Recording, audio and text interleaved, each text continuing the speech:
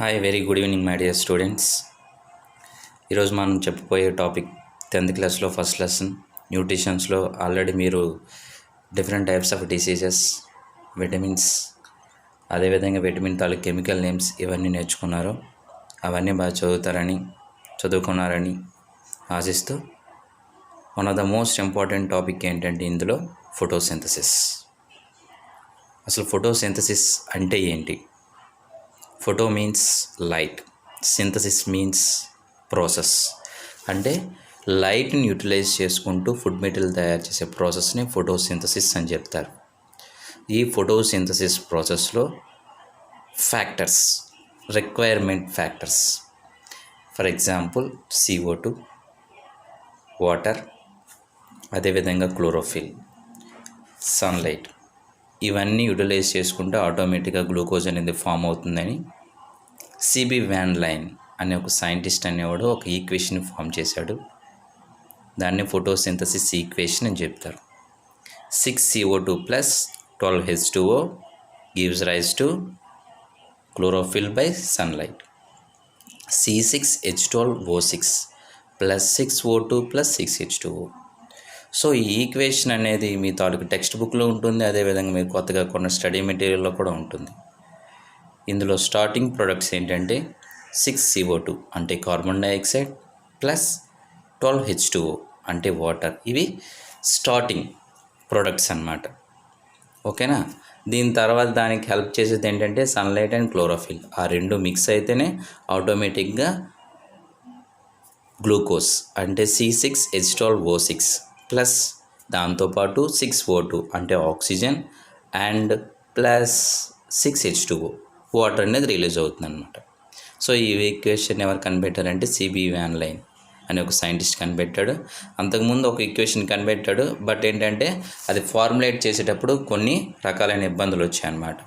ఆ తర్వాత Robert hill అనే ఒక సైంటిస్ట్ ఏం చేశాడంటే యాక్చువల్గా ప్లాంట్స్ నుంచి ఆక్సిజన్ అనేది రిలీజ్ అవుతుంది అనే విషయాన్ని చెప్పాడనమాట. సో దాన్ని ఆధారంగా చేసుకొని ఈయన ఈక్వేషన్ని ఈక్వలైజేషన్ చేశాడనమాట. ఓకేనా? సో దీంట్లో స్టార్టింగ్ ప్రొడక్ట్స్ ఏంటంటే కార్బన్ డైఆక్సైడ్ ప్లస్ ఆక్సిజన్ పెట్టాం. అండ్ ప్రొడక్ట్స్ అని చెప్పేసుకుంటే గ్లూకోజ్, ఆక్సిజన్, వాటర్ ఇవి చెప్పుకుంటాం. ఓకేనా? సో ఈ ఫ్యాక్టర్స్ అనేవి ఫోటోసింథసిస్ ప్రాసెస్కి ఏ విధంగా నీడ్, ఎసెన్షియల్ అనే దాని మీద కొన్ని రకాలైన ఎక్స్పెరిమెంట్స్ ఉన్నాయి. ఆ ఎక్స్పెరిమెంట్స్ గురించి మనం ఈరోజు డిస్కస్ చేసుకుందాం. అందులో ఫస్ట్ ఎక్స్పెరిమెంట్ ఏంటంటే స్టార్చ్. యాక్చువల్గా గ్రీన్ ప్లాంట్స్ అన్నీ కూడా, ఫర్ ఎగ్జాంపుల్ ప్లాంట్స్ అన్నీ కూడా ఏ కలర్లో ఉంటాయి అంటే గ్రీన్ కలర్లో ఉంటాయి. ఎందుకు ఉంటాయి? దాంట్లో క్లోరోఫిల్ అనే ఒక పిగ్మెంట్ ఉంటుంది. దీని తాలూకు మెయిన్ గుణం ఏంటి? ఆకులన్నింటినీ కూడా ఆకుపచ్చ కలర్ని అంటే గ్రీన్ కలర్ని కలిగి ఉంటాయి అన్నమాట. సో అటువంటి వాటిని అసలు అందులో క్లోరోఫిల్ ఉంటే ఏం జరుగుతుంది అంటే స్టార్చ్. స్టార్చ్ అంటే ఏంటి? పిండి పదార్థం. ఇప్పుడు మనం చెప్పుకున్న గ్లూకోజ్ అనమాట. అది ఉందో లేదో కనిపెట్టడానికి ఒక ఎక్స్పెరిమెంట్ ఉందన్నమాట. సో గ్రీన్ కలర్ ఆకుల్లో అన్నింటిలో కూడా పిండి పదార్థం అనేది తయారవుతుంది. అది ఉందో లేదో అని చెప్పేదే ఇప్పుడు చెప్పుకొని పోయే ఎక్స్పెరిమెంట్ అనమాట. సో ప్రెజెన్స్ ఆఫ్ స్టార్చ్ అనేది ఉంటుందో లేదని చెప్పడానికే ఈ ఎక్స్పెరిమెంట్. చూశారు కదా? సో ప్రతి ఒక్క ఎక్స్పెరిమెంట్కి కూడాను ముందుగా చెప్పుకోవాల్సింది ఏంటంటే కొన్ని రకాలైన సబ్ హెడ్డింగ్స్ ఉంటాయి. Aim, apprentice, procedure, observation and inference or ఫైనల్గా రిజల్ట్ వస్తుంది. దాంతోపాటు కన్క్లూజన్ కూడా వస్తుంది అనమాట. సో ఇవన్నీ కూడాను సబ్ హెడ్డింగ్స్ అన్నమాట. సో ముందుగా ఇక్కడ మీరు అబ్జర్వ్ చేస్తున్న డయాగ్రామ్లో ఏంటి అసలు ఏమంటే ఏంటి, మనం దేన్ని ప్రూవ్ చేస్తున్నామో దాని గురించి చెప్పుకోవాలన్నమాట. సో ఏమంటే to prove the presence of starch in leaves. So మనం దేన్ని ప్రూవ్ చేయదలుచుకున్నామంటే ఆకుల్లో ఏముంది, స్టార్చ్ ఉందో లేదో కనిపెట్టడానికి చెప్పేదన్నమాట ఎయిమ్. తర్వాత అప్రెంటిస్ ఏంటేంటి తీసుకుంటున్నాం? బేకర్ తీసుకుంటున్నాం. చూసారా? Beaker, test tube and tripod stand అంటే ఇదన్నమాట. అటు ఇటు కలిగి ఉంది కదా, దీన్ని స్టాండ్ అంటాం. అదేవిధంగా బన్సన్ బర్నర్ అంటే ఇక్కడ చూడండి ఒక కొవ్వొత్తులాగా క్యాండిల్ లాగా ఉంది, దాన్ని బన్సన్ బర్నర్ అంటారు. యాస్బాస్టిస్ గ్యాస్ చూసారా, ఈ ఇనుప రేగు అనమాట. ఇనుపరేఖని యాస్పాసిస్ గేజ్ అంటారు. అదేవిధంగా ఇథనాల్ అంటే సొల్యూషన్. అదేవిధంగా పెట్రీ డిష్ అనేది ఇక్కడ ఉంది. ఇథనాల్ అండ్ పెట్రీ డిష్ ఇక్కడ ఉంటాయి. ఆ తర్వాత చెప్పుకోవాల్సింది ఏంటంటే అయోడిన్ సొల్యూషన్ అంటే ఇది. అండ్ పాటెడ్ ప్లాంట్, ఒక పాటెడ్ ప్లాంట్లో ఏదో ఒక లీఫ్ తీసుకుంటాం అనమాట. సో ఇవన్నీ కూడా యాపటీస్. ఇప్పుడు ప్రొసీజర్కి వచ్చేసరికి take a soft thin leaf of A potted plant which is present in the sunlight for 3 to 4 hours. ఒక పాటెడ్ ప్లాంట్ని తీసుకొని దాన్ని 3 లేదా 4 గంటలు ఒక చీకటి గదిలో ఉంచితే ఆటోమేటిక్గా ఏమవుతుంది, దాంట్లో ఉన్న స్టార్చ్ అంతా కూడా పోతుంది అనమాట.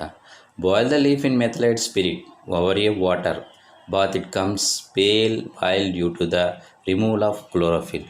సో మనం ఏం చేయాలంటే ఇటువంటి టెస్ట్ ట్యూబ్లో ఒక లీఫ్ని పెట్టి మెథైలేట్ స్పిరిట్ని వేయాలన్నమాట.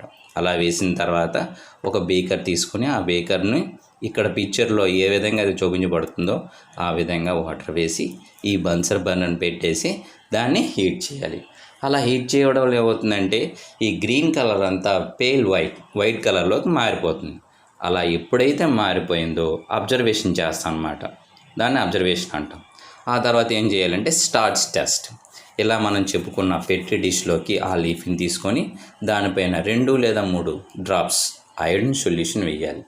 సో అయోడిన్ సొల్యూషన్ వేయగానే అది ఏ కలర్లోకి మారుతుందంటే బ్లాక్ కలర్లోకి మారుతుంది.